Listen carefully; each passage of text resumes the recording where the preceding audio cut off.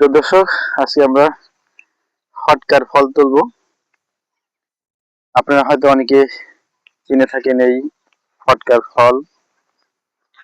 অনেকে ফু দিয়ে কপালে এই যে এই ফটকার ফল, এই দেখেন কত সুন্দর সুন্দর ফটকার ফল হয়েছে।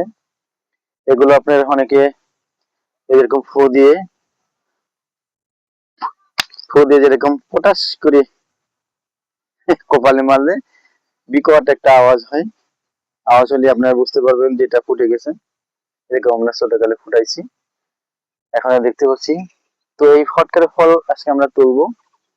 এই ফটকার ফল তুলে এর ভিতরে যে এক ধরনের ফল রয়েছে সেগুলো ভাজি করব।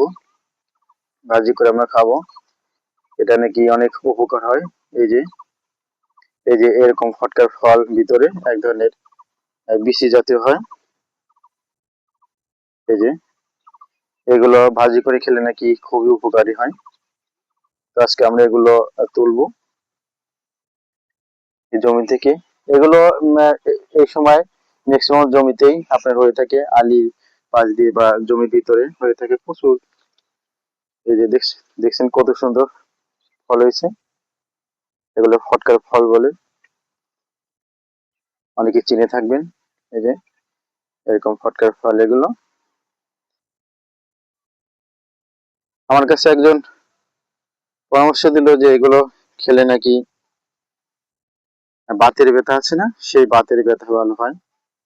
অর্থাৎ কারো যদি মাজায় ব্যথা থাকে, হাত পায়ে বা গিরে গিরে ব্যথা করে, জানি না এটা কতটুকু সত্য বা এটা খেয়ে উপকার হয়েছে কিনা কারো। তবে আমার কাছে আজ 3 থেকে 4 জন বললো যে এই ফলগুলো তুলে মাঝে যে এইগুলো ফলগুলো থাকে সেই ফটকাগুলো ভাজি করে খেলে নাকি খুবই উপকার হয় বাত ব্যথার জন্য। তো সেই জন্যই আমরা এই ফটকার গাছগুলো তুলবো, তুলে ভাজি করব। এই যে বড় বড় যেগুলো আছে সেগুলো তুলবো, তুলে ভাজি করব। দেখা যাক। আমারও হালকা বাতে ব্যথা রয়েছে, মাঝে মাঝে মাজা ব্যথা করে, গিরে গায়ে ব্যথা করে। তো সেগুলো আজকে আমরা হলো পরীক্ষা করে দেখবো যে আসলে এটা ঠিক হয় কিনা, কতটুকু সত্য। যেহেতু শোনা কথা বিশ্বাস করাও যায় না, আমার আশা করতেও হয়। যেহেতু গাছের কথা, গাছ বলে কথা, এগুলো অনেক সময় ভালো হয়। যার কারণে আমরা এগুলো আজকে তুলবো। তুলে যেগুলো বড় বড় আছে